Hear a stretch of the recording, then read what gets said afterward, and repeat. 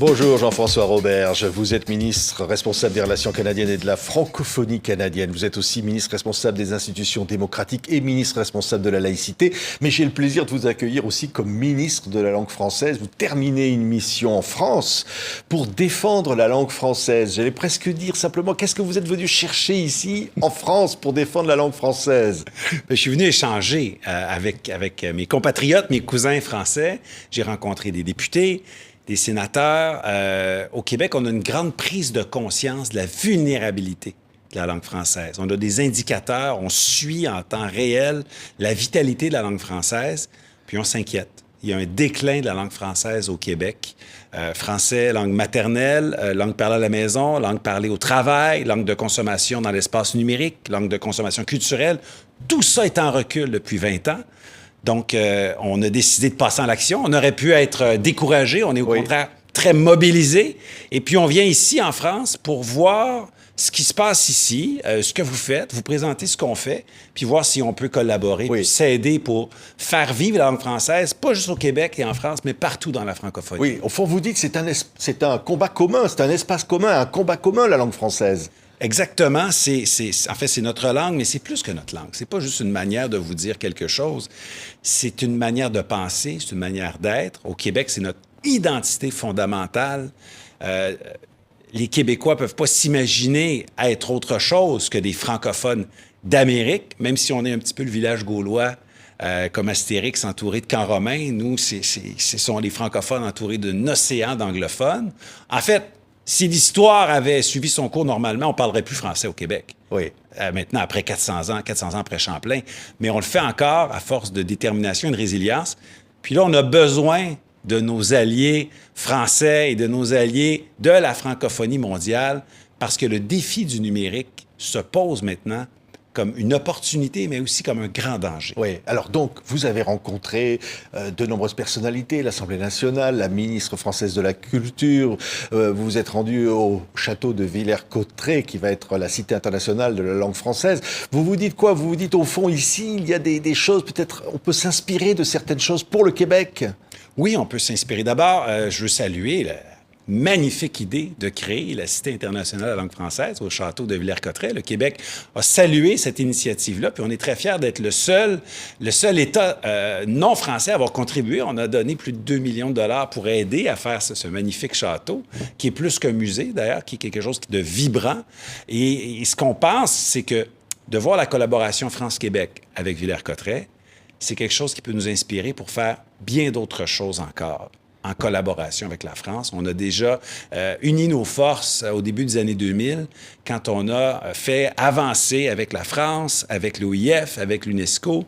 On est arrivé avec une charte de la diversité culturelle mondiale pour dire qu'il faut préserver la diversité culturelle. On ne veut pas là, que le rouleau compresseur anglo-saxon vienne bulldozer toutes nos cultures. Là, il faut le faire maintenant pour la langue aussi. Parce que la culture et la langue, c'est peut-être deux côtés d'une même médaille. Et la langue est menacée au Québec, mais je pense qu'elle est menacée un peu partout dans la francophonie. Puis il faut s'en rendre compte. Il faut être vigilant par rapport à la vitalité de la langue française. Sinon, on intègre graduellement des anglicismes. On les conjugue comme si c'était la nouvelle manière de parler français. On écoute des artistes anglophones qu'on aime bien, mais en délaissant les artistes francophones. Et on se reconnaît moins dans ces œuvres-là, même s'ils nous font chanter, ils nous font danser. Reste que c'est pas nous. Oui, mais j'allais presque dire, dans le gouvernement de M. Legault, dont vous êtes ministre, il y a, et c'est vous, un ministre de la langue française. Donc il y a cette conscience au Québec, peut-être qu'il y a moins ailleurs, au fond. On est conscient de notre situation puis de la vulnérabilité, peut-être à cause du contexte démographique, géographique, le fait qu'on soit au Québec, mais aussi parce qu'on s'est doté d'institutions fortes. On s'est donné à nous, un cadeau de nous à nous-mêmes, l'Office québécois de la langue française, qui suit la situation du Québec, qui fait appliquer la charte de la langue française sur l'affichage, par exemple. C'est pas permis au Québec d'afficher dans une vitrine exclusivement en anglais. Le français doit non seulement être présent, mais il doit être nettement prédominant. Le français doit être utilisé comme langue de travail. Donc, on s'est donné l'Office de la langue française, on s'est donné, au printemps dernier, c'est tout nouveau, un commissaire à la langue française qui analyse les données, puis qui peut même critiquer l'action gouvernementale en toute neutralité pour nous dire, écoutez, vous n'en faites pas assez dans tel domaine.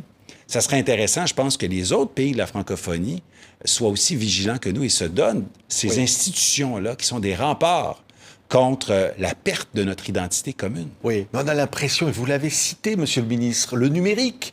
On a l'impression que là, c'est une sorte de vague qui vous submerge, qui submerge les pays qui ont la langue française en commun, et que c'est extrêmement difficile d'empêcher ces plateformes, d'empêcher tout ça, de parler anglais.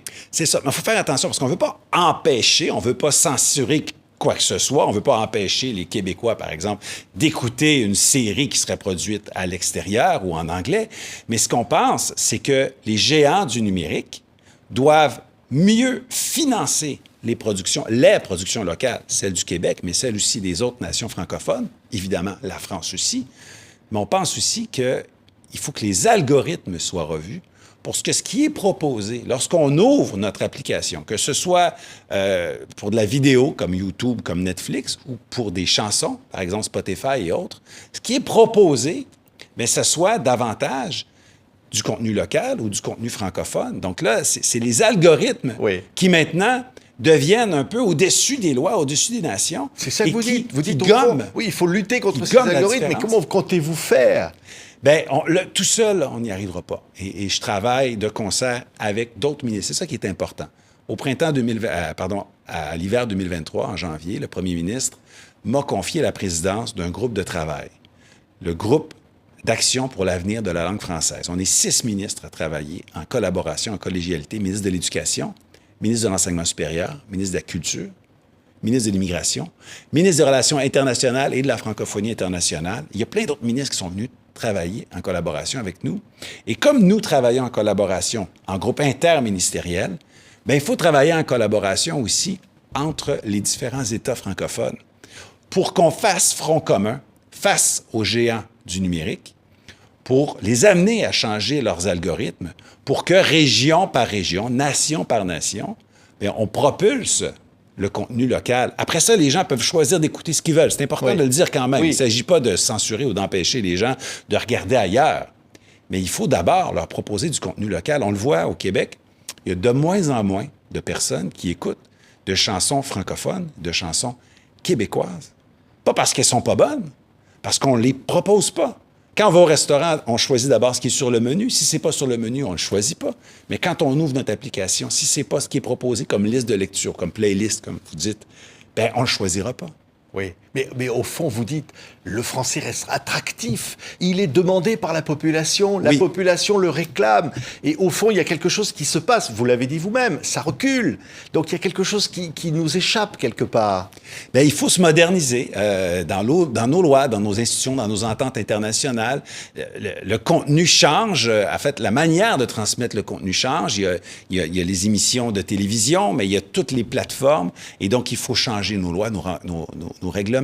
Parce que sinon, on va se réveiller puis il va être trop tard. La jeune génération, là, nos jeunes de moins de 30 ans, sont ailleurs par rapport à moi, qui ai 49 ans. Donc, si on n'est pas vigilant, à l'espace de 1 ou 2 générations, est-ce qu'il restera quelque chose à sauver? Oui. Je ne sais pas. Oui, mais alors, si un jeune, demain, vous dira, Monsieur le ministre, au fond, pourquoi il faut se battre pour cette langue française, au fond? Pourquoi je devrais me battre pour cette langue française? C'est une excellente question. En fait, si on demande à nos jeunes de se battre pour la langue française, de se battre au nom des générations passées, parce que d'autres se sont battus avant eux, je pense qu'on les aura pas. Ils vont décrocher, puis je les comprends. Eux, ils sont tournés vers l'avenir. Ils sont dans un univers qui est mondialisé. Ils sont inclusifs, ouverts à la diversité. Puis ça, c'est des belles qualités. Il ne faut pas leur reprocher ça. Tant mieux s'ils sont comme ça. Mais il faut leur montrer que la francophonie, c'est extraordinaire, c'est riche, c'est sur tous les continents. Quand on est francophone, on appartient à une famille de plus de 321 millions de personnes. C'est la diversité des cultures. Il y a plus qu'une façon d'être francophone. Donc, si on embrasse la langue française, la culture francophone, c'est pas un geste de repli sur soi, au contraire. C'est un geste pour la diversité linguistique et culturelle mondiale. Donc, on défend, oui, la langue française, mais on défend aussi toutes les autres langues qui doivent exister. C'est beau, la biodiversité, mais il faut aussi de la diversité linguistique. Oui. Il ne faut pas qu'une langue disparaissent ou s'étiolent, parce qu'à ce moment-là, on serait tous perdants. Oui. Tout le monde, peu importe la langue qu'on parle, si le français recule, on est perdant. Oui, mais vous diriez que si les autres pays francophones ne se battent pas comme vous, vous n'y arriverez pas tout seul. C'est ça que vous vous dites au fond? Exactement. Il faut qu'on travaille ensemble, pas seulement pour la langue française, pour la diversité linguistique. Et je pense, et je vais paraphraser Pierre Bourgault, qui est un grand penseur québécois. Il n'a pas dit exactement ceci, mais ça voulait dire ça. Il dit, chaque fois qu'on défend la langue française au Québec, c'est toutes les langues du monde qu'on défend contre l'hégémonie d'une seule. Et le mot « défendre », c'est un mot que j'aime moins. Défendre la langue française, c'est comme si, d'abord, ça place l'autre comme étant un mauvais. Hein, il nous attaque. Et ça nous place dans une position de recul, de défense, comme si on voulait cesser de perdre du terrain. Moi, je pense qu'il faut la promouvoir, il faut la valoriser. À la limite, il faut passer à l'offensive pour regagner le terrain perdu. Parce qu'il y a tellement de richesses. Il y a tellement de richesses dans la langue française, dans la francophonie. Au Québec, on prend des rivières qui coulent, puis on les turbine avec des barrages, on fait de l'hydroélectricité. Je pense qu'avec la force du français, on pourrait faire de la franco-énergie, puis propulser nos nations avec cette franco-énergie-là. L'énergie est là, il suffit de la turbiner, il suffit de la canaliser pour faire quelque chose de très grand.